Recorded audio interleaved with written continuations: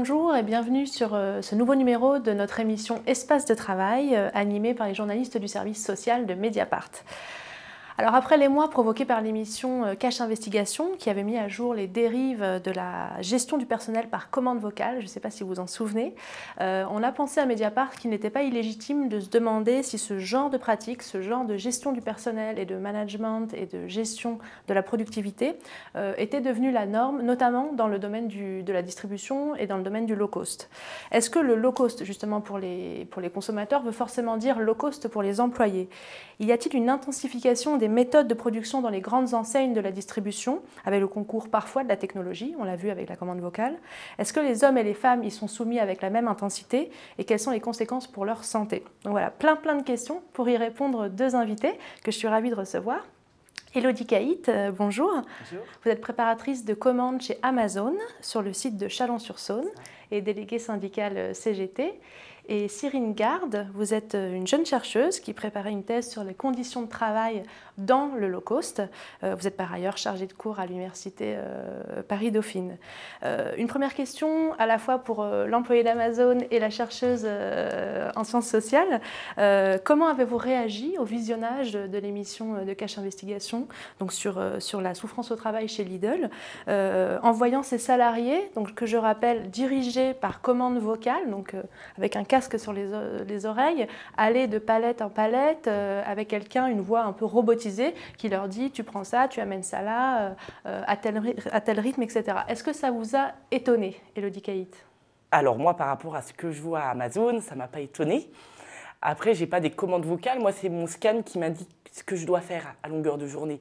Donc du coup, ça ne m'a pas choqué que ce système-là se répande un peu partout dans les entreprises. Le scan, c'est la manette qui vous permet de voilà. scanner les articles. C'est ça. Et qui nous dit les secondes qu'on a pour aller piquer les articles, pour les mettre en rayon, voilà. Donc du coup, non, ça ne m'a pas étonnée, mais ça m'a déçue du coup en me disant que ce n'est pas que chez Amazon du coup et que ça se propage un peu partout, quoi. Et vous, Cyrine Garde? Moi, j'ai trouvé que c'était un reportage qui était vraiment bienvenu parce que je pense que beaucoup de gens ont découvert des conditions de travail, de même que beaucoup de personnes se sont reconnues dans ces conditions de travail. C'était aussi bien de mettre en lumière le monde des entrepôts parce que c'est quand même un lieu qui est assez caché. On le voit au niveau des recherches en sciences sociales, on a très peu de recherches en sciences sociales sur le monde des entrepôts et pourtant il s'y passe des choses. Donc l'arrière des magasins, les plateformes exactement, logistiques. Exactement. Alors évidemment, moi il m'a manqué un petit peu l'univers des magasins avec la polyvalence qu'on va évoquer, la compression des effectifs, toutes ces technologies de réduction des coûts en fait qui me semblent peut-être pas assez mises en avant dans ce reportage. En tout cas, pas de surprise, c'est quelque chose qu'on peut repérer sous une forme ou une autre dans d'autres entreprises que Lidl. Oui, alors le monde de l'entrepôt est quand même commence un peu à être étudié en sciences sociales, donc on a un petit peu de premières études sur la commande vocale, qu'est-ce que ça produit en termes de santé notamment. Donc c'est pas quelque chose qui m'a vraiment étonnée, mais c'est là où c'est intéressant, c'est de voir que ça se diffuse, quoi. Alors, Élodie Caït, vous travaillez donc chez Amazon, on le redit. Je le rappelle, pour ceux qui vivraient dans une caverne, Amazon est une plateforme logistique d'envoi par colis de produits en tout genre qui a révolutionné le commerce traditionnel. Une entreprise très profitable qui embauche des milliers de personnes à travers le monde et des milliers de personnes en France et qui est aussi un signe un peu particulier, c'est toujours bon de le rappeler, qui paye très peu d'impôts en France. Voilà, c'est toujours et qui obtiennent toutes les subventions possibles et inimaginable de la France. Ça, je vous laisse le dire. Alors, comment ça se passe dans votre entreprise concrètement? Qui vous commande, entre guillemets, et comment se déroule votre activité de travail? Alors déjà, pour savoir, à Amazon, on est tous polyvalents la plupart du temps. Il faut savoir faire tous les postes. Donc, les principaux postes, on commence par la réception. Alors, c'est l'inbound, parce qu'à Amazon, on ne parle que anglais. Donc, on a la réception des produits. Après, on réceptionne les produits, on les range. Après, on les pique. On pique les articles qui sont commandés par les clients. D'accord, donc vous les prenez pour voilà. Ouais. Et après, on les pack, c'est-à-dire on les emballe. Okay. Et après, ils partent. Donc du coup, l'entrepôt est divisé en 4 grosses parties. Donc la plupart des salariés à Amazon savent faire ces 4 grosses parties, où on est managé par un lead, un agent de maîtrise, qui est managé par son manager. D'accord. Donc du coup, les leads et les managers, on les a constamment avec nous. Et physiquement avec vous? Physiquement avec nous. D'accord. Voilà. Après, on a les bureaux où on voit un peu moins souvent.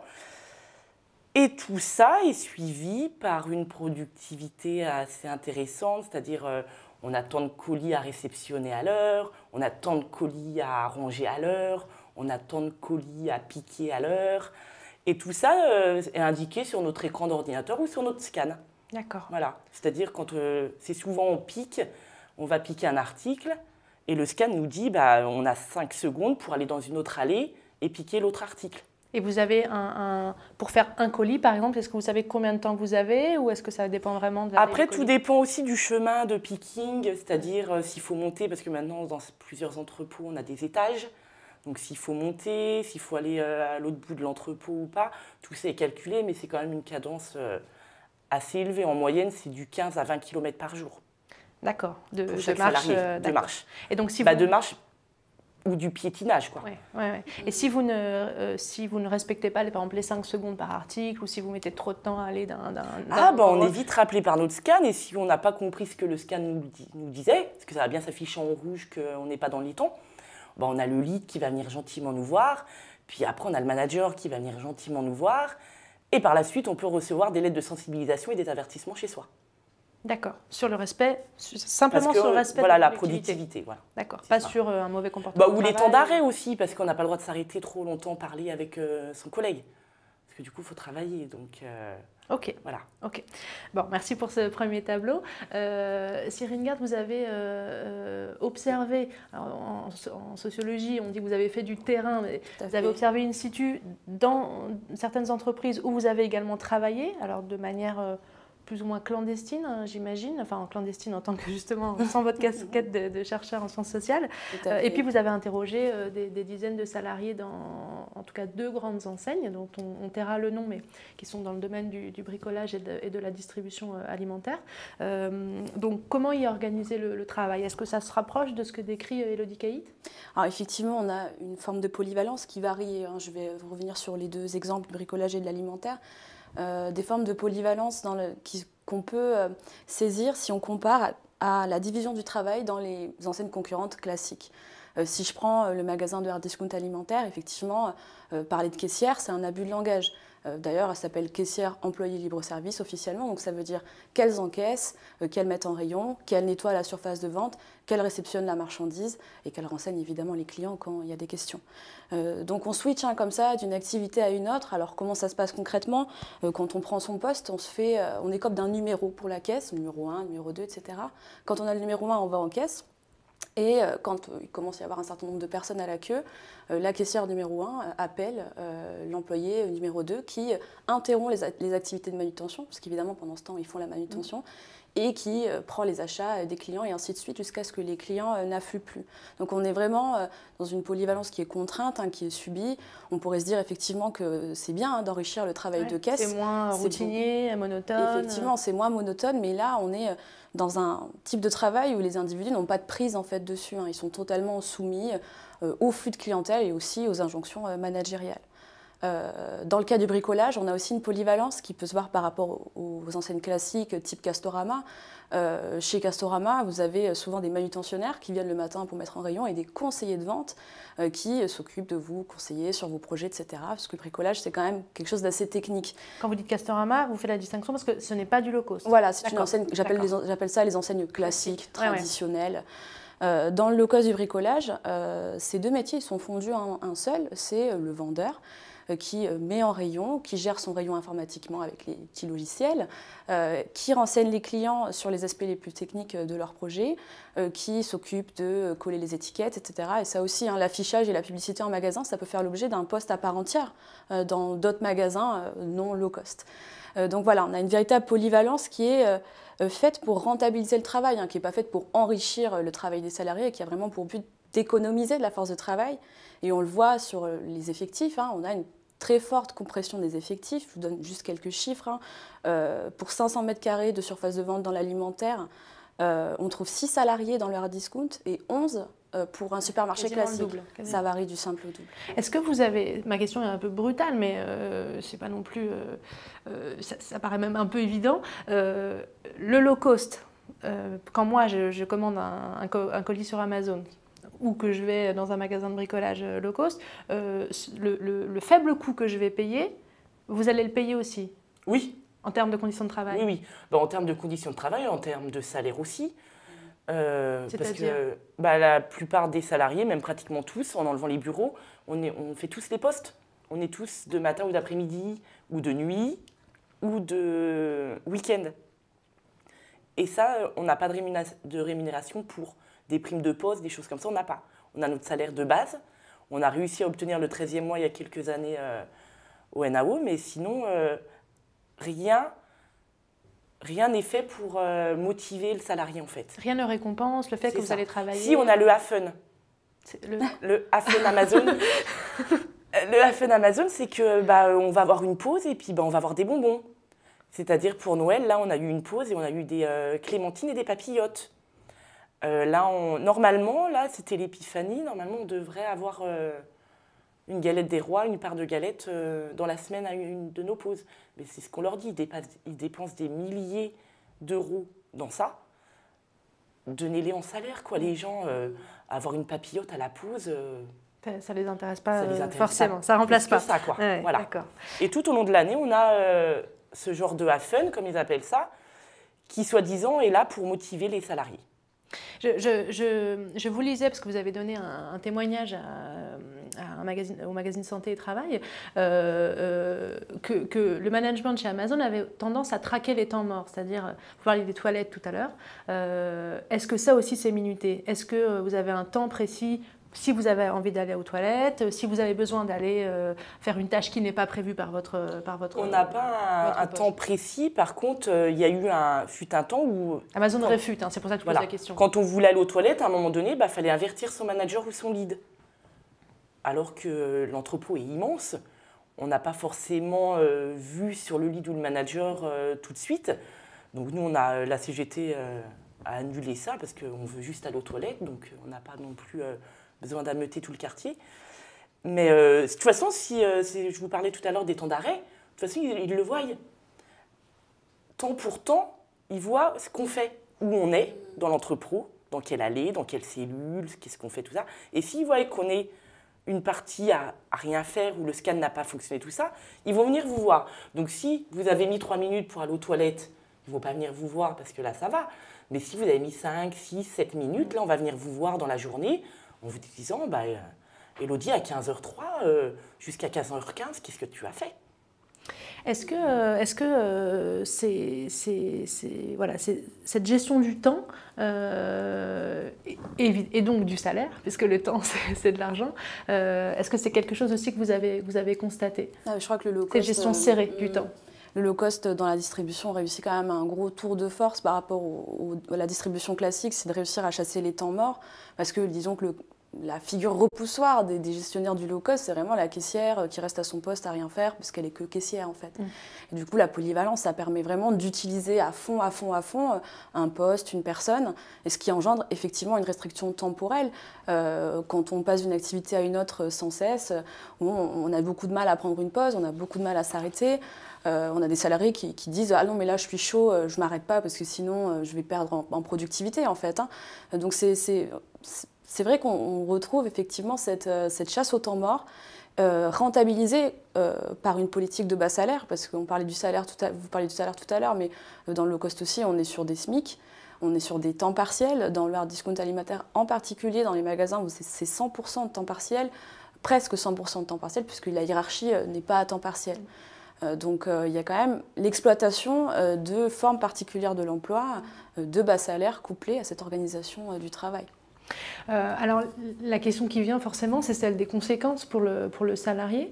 Quels sont les problèmes que ça pose en termes de préservation de la santé mentale et physique chez Amazon par exemple? Est-ce que c'est un sujet? Les blessures, les mal de dos, les tendinites, les troubles musculo-squelettiques, éventuellement les burn-out quand on en a un peu assez de se voir commander par son scan. Voilà, comment ça se traduit? Eh ben nous, on a de la chance chez Amazon parce que aussi bien physique que mental, on est concernés. C'est-à-dire, là, il y a peu de temps, d'ailleurs, il y a quelques semaines, Amazon a été pris en partie par la CARSAT. A été condamnée la CARSAT, donc, qui est la caisse de pour les risques psychosociaux. Et on a énormément d'inaptitudes, donc licenciement pour inaptitude, donc du coup on renouvelle. Donc licenciement pour inaptitude, pour les gens qui nous regardent, ça veut dire que les gens sont considérés sont plus aptes à travailler chez Amazon. Aucun poste de l'entreprise. Voilà, c'est ça, parce que comme je vous disais tout à l'heure, déjà c'est de la polyvalence, donc il faut pouvoir faire tous les postes. Après, on se baisse beaucoup, on lève beaucoup nos épaules, tout ça, et au fur et à mesure des années, voilà, le corps ne suit plus. Donc du coup, c'est soit on commence par des restrictions. C'est-à-dire on fait la faire moins de choses. La médecine du travail va diagnostiquer qu'il ne faut pas faire tel et tel poste, où il ne faut pas lever les épaules à plus de tant de degrés, tout ça. Donc du coup, là, ça commence à être des restrictions. Donc du coup, Amazon n'aime pas beaucoup ça, parce que du coup, on n'est plus polyvalent. Donc on peut peut plus aller du rangement au pack comme ça en 5 minutes, parce qu'on a besoin de monde. Du coup, ça commence par des restrictions. Et les gens, au bout d'un moment, soit ils ne peuvent plus, ou soit la médecine du travail juge qu'ils sont inaptes pour travailler chez Amazon. Et donc ils perdent ils sont licenciés pour inaptitude. C'est ça, parce qu'Amazon, de toute façon, ne reclasse pas. C'est-à-dire, ils ne proposent pas un autre poste dans les bureaux? Oui, ils reproposent, mais en Afrique du Sud, voilà, dans des endroits comme ça, pour au final faire le même boulot, donc c'est pas possible, quoi. D'accord. Donc ça veut dire qu'une des solutions pour répondre à cette thématique comment on dit, de mise en cause du corps, enfin, c'est que les gens partent en fait par eux-mêmes ou par inaptitude. Mais de toute façon, c'est le but d'Amazon. En fait, le salarié chez Amazon ne fait pas plus de 2 ans et demi. Ça, c'est quoi? C'est une statistique? Voilà, c'est une moyenne. Et Amazon, dès que, au bout de 2 ans et demi, le salarié commence à être fatigué, à avoir mal un peu partout, à pu être aussi performant qu'au début. Donc du coup, ils veulent de la chair fraîche régulièrement. Donc tous les 2 ans et demi, ils sont contents parce que les gens partent, ils reviennent. Et vous disiez tout à l'heure, avant l'émission, qu'on vous proposait aussi régulièrement de l'argent pour partir. C'est ça. Si vous voulez partir, on vous donne une prime. Voilà, donc c'est une manière de gérer le turnover. C'est ça. D'accord. Cyrine Garde, dans les enseignes que vous connaissez et plus globalement dans le low cost, est-ce que la question du soin qu'on porte au corps ou pas est un sujet plus que dans des enseignes classiques? Alors, c'est difficile à dire parce que je n'ai pas mené la même enquête dans les enseignes classiques que dans les enseignes low cost. Maintenant, il y a quand même un certain nombre de pathologies que je retrouve assez régulièrement à mesure que je fais mes terrains. Effectivement, des pathologies plutôt physiques, on a des tendinites à répétition, on a un risque d'écrasement par les engins de levage parce que, particulièrement dans le low cost du bricolage, on fait de la manutention d'objets très très lourds, de palettes entières, donc on a des engins de levage, j'imagine comme chez vous. Et il y a des risques d'écrasement des membres, on peut se faire écraser la main par un paquet de carrelage par exemple, c'est arrivé, c'est pour ça que j'en parle. Et puis il y a aussi les problèmes de dos, en particulier les doubles hernies discales. Alors moi sur un des magasins que j'ai étudié, c'est un problème qui arrivait à 2 personnes, et 2 personnes de tous âges, c'est pas que des cinquantenaires, ça arrive aussi à des petits jeunes qui ont peut-être un petit peu trop donné et qui d'un coup voient leur dos bloqué. Et la double hernie discale, c'est pratiquement une paralysie et ça se soigne pas en fait. C'est parfois 1 an d'arrêt de travail, c'est très très très très long. On a aussi des pathologies mentales, je ne sais pas, mais la façon dont le travail est organisé, effectivement, génère énormément de stress parce que vous mettez en rayon, en même temps vous renseignez des clients, en même temps vous faites attention à la fiche, voir si elle est déchirée, il faut la remplacer. Vous êtes en train de traiter énormément d'informations en même temps et il y a des montées de stress, des bouffées de stress, j'ai envie de dire, qui surviennent comme ça et c'est très surprenant, mais les salariés en parlent beaucoup, ils disent voilà, là je peux plus, il faut vraiment que j'aille boire un coup, je tremble de stress, quoi. Et la direction ou les directions gèrent ça comment? Par l'évacuation des corps plus faibles ou elle essaye quand même d'avoir une politique de gestion de ces risques professionnels? Je pense que comme partout, il y a les fameuses formations gestes et postures qui indiquent aux salariés comment est-ce qu'il doit porter son carton. Après, quand vous travaillez dans l'urgence, votre souci, c'est pas votre corps, en fait, c'est de faire le travail dans les temps qui vous sont impartis. J'ai envie de vous dire, moi, dans les entreprises que j'ai vues, vous partez en arrêt, on vous remplace, on prend un intérimaire, on attend de voir si vous allez revenir un jour, et puis sinon, tant pis. Alors, une autre question, c'est celle du management intermédiaire. Alors, vous parliez tout à l'heure du lead, du manager de lead. Alors, peut-être, j'imagine que ces gens-là portent moins, donc ils ne sont pas confrontés aux mêmes soucis. Comment ils gèrent le fait de devoir répercuter auprès des salariés ces consignes en termes de productivité, cette intensification du travail, ces objectifs que doivent remplir chacun et chacune? Est-ce que c'est pour eux aussi une forme de souffrance au travail? Je pense que c'est une sorte de souffrance. D'ailleurs, on a énormément de turnover sur les managers. D'accord, aussi. On a énormément d'entrées de managers qui sortent d'école, donc qui ont une petite vingtaine d'années. Et du coup, ils sont tout nouveaux. Donc voilà, je pense qu'on les briefe entre guillemets à la façon Amazon. Donc du coup, après, c'est plus facile pour Amazon pour nous faire supporter entre guillemets toute cette pression. Et pareil, je pense que une moyenne des managers, c'est 3 ans. Amazon, c'est pareil, il y a un turnover. Donc je pense qu'eux aussi, ils ont une pression mentale, pas physique. Parce que c'est pas leur corps qui prend. Mais nous, on nous dit de faire telle et telle chose. C'est pas eux qui l'ont inventé. C'est bien que ça vienne de plus haut, de plus haut, de plus haut. Donc du coup, je pense que c'est pas toujours facile pour eux. Après, il y en a qui le vivent bien. Parce que c'est peut-être aussi dans leur nature d'être comme ça. Et du coup, ils voient... Mais il y a une marge de négociation justement avec ces managers intermédiaires. Non, ou est-ce que c'est vraiment voilà, c'est normé comme entreprise, voilà. on applique, d'accord, ok, il n'y a pas de négociation possible sur ce qu'on va faire. Non. Ok. Vous aviez travaillé avant Amazon, vous avez travaillé dans une entreprise de ce type, il n'y en a pas beaucoup comme Amazon. Non, j'étais dans le commerce simple. D'accord, donc vous voyez une vraie différence de ce point de vue-là? Ah oui, totalement. Ouais. Du coup, voilà, pareil, je me retourne vers vous. Est-ce que, si j'ai bien compris, ça faisait partie du début de votre travail, la question des chefs, voire petits chefs, est-ce qu'ils sont eux aussi affectés par cette manière de produire? Oui, alors ça faisait partie de mon travail parce qu'il y a une petite particularité dans le low cost, en particulier dans le hard discount alimentaire, c'est qu'on a un taux de promotion interne qui est plus important que dans la grande distribution classique. Un peu comme chez McDo ou dans ce genre de voilà, et donc on a des managers qui sont tous issus du bas de l'échelle. Donc ça joue beaucoup au niveau des salariés d'exécution sur les aspirations effectivement à monter, quoi.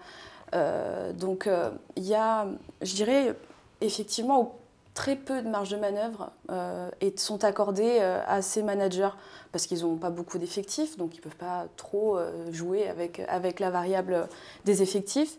Et puis c'est un travail qui est très procédurier. En fait, beaucoup d'injonctions viennent d'encore plus haut qu'eux-mêmes. La politique commerciale, elle est centralisée. Dans le magasin que j'ai étudié, c'était pas possible de faire une promotion, c'était pas possible de faire un prix. Tout est vraiment, ça vient d'en haut et on applique. Maintenant, voilà, c'est quand même des gens qui viennent du bas, qui sont quand même contents d'avoir réussi cette petite ascension. Et qui connaissent les conditions de travail de leurs anciens collègues. Oui. Mais ça les pousse davantage, je dirais, à accepter leur sort, aussi de savoir qu'ils sont montés, qu'ils ne pourront pas monter encore bien haut, hein, mais ça joue beaucoup dans l'acceptation d'un travail qui est quand même très procédurier par rapport à d'autres enseignes où on loue l'autonomie, les marges de manœuvre, etc. Donc, je pense qu'ils subissent énormément et de toute façon, ça se sent dans les interactions avec les subordonnés. Moi, ce qui m'a beaucoup marqué sur mes 2 terrains, c'est la violence avec laquelle, parfois, certains managers peuvent s'adresser aux salariés. Je pense qu'on l'a vu justement dans le reportage d'Élise Lucet, hein, de la violence verbale, en fait. Hein. Et je pense que c'est aussi beaucoup dû à l'urgence avec laquelle on travaille, quoi, au quotidien. Hein. Alors, outre l'intensification du travail, notamment dans vos travaux, Syringa, vous montrez que l'organisation du travail dans le low cost peut avoir tendance à figer des compétences en fonction du sexe, du genre de la personne. Donc, je reprends peut-être vos exemples sur le bricolage, où on masculinise beaucoup son comportement. Voilà, on est capable, on disait tout à l'heure, faire le bonhomme, porter des charges lourdes, donc ne pas forcément s'en plaindre, etc. De l'autre côté, pour les femmes, encore dans le bricolage, elles sont peu nombreuses, mais peut-être dans la distribution alimentaire, c'est différent, cantonner les femmes à un rôle de relation client, etc., qui ne sont pas forcément ce qu'elles désirent. Est-ce que ça, c'est vrai et est-ce que c'est propre au low cost? Comment vous le définiriez? Alors oui et non. Alors, ce qui est propre au low cost du bricolage, c'est qu'on a quand même un taux de féminisation qui est inférieur à la moyenne dans l'enseigne que j'ai étudiée. On est sur 37% de femmes dans l'effectif, alors qu'en moyenne, dans tous les magasins de bricolage, on est à 45%. Bon, c'est pas une différence énorme, mais c'est quand même une différence qui mérite d'être soulignée et qui est sans doute due au fait que les managers recherchent des hommes parce que les hommes sont supposément et par nature plus forts, plus disposés à manipuler des charges lourdes, etc. Et donc ça crée, je pense, une espèce de projection. Enfin, les managers projettent davantage un homme dans le poste plutôt qu'une femme. Moi, ce que j'aime à dire quand même, c'est que c'est vraiment l'organisation du travail qui contribue à reproduire les inégalités de genre, parce qu'on a vraiment des métiers, un même métier, vendeur, va être décliné de façon sexuée en fait, hein, mais c'est alimenté par les cadres qui vont attendre d'un vendeur, un homme, qui endosse tout le temps les charges. On parle quand même de charges assez importantes, hein, des meubles qui pèsent 50 kg, des sacs de ciment, etc., qui pèsent jusqu'à 20 kg. Donc il va davantage attendre en fait, hein, de cet homme qu'il mette en rayon. Et les femmes, c'est les travaux minutieux. Alors c'est le rangement, c'est la propreté, c'est coller les étiquettes pour qu'elles soient bien droites, des petits détails comme ça. Et en même temps, j'ai envie de vous dire que la compression des effectifs fait que souvent, quand on est vendeuse, on est toute seule en rayon sur sa plage horaire. Donc s'il y a de la manutention, on la fait aussi. On se la farcit quand même. Seulement, c'est beaucoup moins vu, beaucoup moins reconnu, beaucoup moins revendiqué aussi par ces femmes. Donc une division, là je suis en train de vous décrire une division sexuée du travail. Assez classique. Assez classique, hein, comme on en trouve dans beaucoup de métiers, mais qui me semble accentuée dans le low cost parce qu'on a cette dimension manutention là, qui est très très très forte et la dimension service qui est reléguée en fait. Ouais, qui est moins importante qu'ailleurs. Chez Amazon, un bon point sur l'égalité homme-femme. Bon point pour Amazon. Non, c'est vrai que même au niveau salarié de base, management, bureau, tout ça, on est à peu près du 50-50 au niveau homme-femme. Sur les charges, je ne me rends pas bien compte, mais c'est plutôt des petits objets ou ça peut être des gros Non, ça dépend des sites. Il y a un site en France qui est à Lille, à Douai, où là, ils font du non-sort, donc des gros volumes. Ouais. Sinon, dans les autres entrepôts, ça reste une moyenne basique. Et vu qu'il y a la safety chez Amazon, comme vous disiez tout à l'heure, voilà, faut les gestes et postures, tout ça. Normalement, si on a du plus de 15 kilos à apporter, on devrait se mettre à 2. Ce qui n'est pas faisable dans la réalité, parce que voilà, il y a la pression, il faut se dépêcher, voilà. Après, Amazon, c'est surtout la répétition. Ce n'est pas forcément des charges lourdes, c'est de porter régulièrement des 5-6 kilos. C'est ça qui abîme le corps. Après, voilà, les femmes peuvent faire le boulot de l'homme et l'homme peut faire le boulot de la femme. C'est vraiment la polyvalence, aussi bien pour les hommes que pour les femmes. Tout le monde fait la même chose. Pour terminer, peut-être qu'on peut s'interroger. Ça m'intéresse de vous confronter à ce qui revient beaucoup chez les intellectuels qui pensent le travail et qui parlent d'un travail inhumain de plus en plus, dénué de sens. Mais aussi un travail où tous les espaces un peu informels ont disparu. Donc les temps de pause, les temps de discussion entre collègues, le temps un peu, on parlait du temps mort tout à l'heure, mais certains estiment que ce temps mort, il est très riche sur toi, comment tu fais pour porter tel truc, voilà, tous ces espaces un peu informels ont tendance à disparaître, ce qui rendrait le travail de plus en plus inhumain. Est-ce que c'est une définition qui robotisée, voilà. vous diriez? Amazon, c'est des fois on est des robots quoi. À croire, à les entendre, même en négociation, la direction France, on devrait être des robots. Donc rien dire, rien faire, faire le boulot, partir, voilà. Faut être gentil. Faut être gentil, venir, faire son boulot, aller en pause, revenir, faire son boulot, partir, voilà. Et hormis les temps de galette des rois ou je ne sais quoi. C'est pendant les pauses. Hein, est-ce qu'il y a des réunions d'équipe On a des Holens, des réunions. Merci pour la traduction simultanée. On a des réunions tous les trimestres avec le directeur de chaque site et les salariés, donc pas par poste, hein, ceux du matin, ceux de l'après-midi, parce que sinon ça ferait trop de monde. Où là, il va nous parler des chiffres, des travaux éventuels, parce qu'Amazon est toujours dans l'évolution permanente. Donc du coup, on est constamment en travaux dans les sites. Et voilà, c'est une réunion qui n'apporte pas forcément grand-chose, quoi.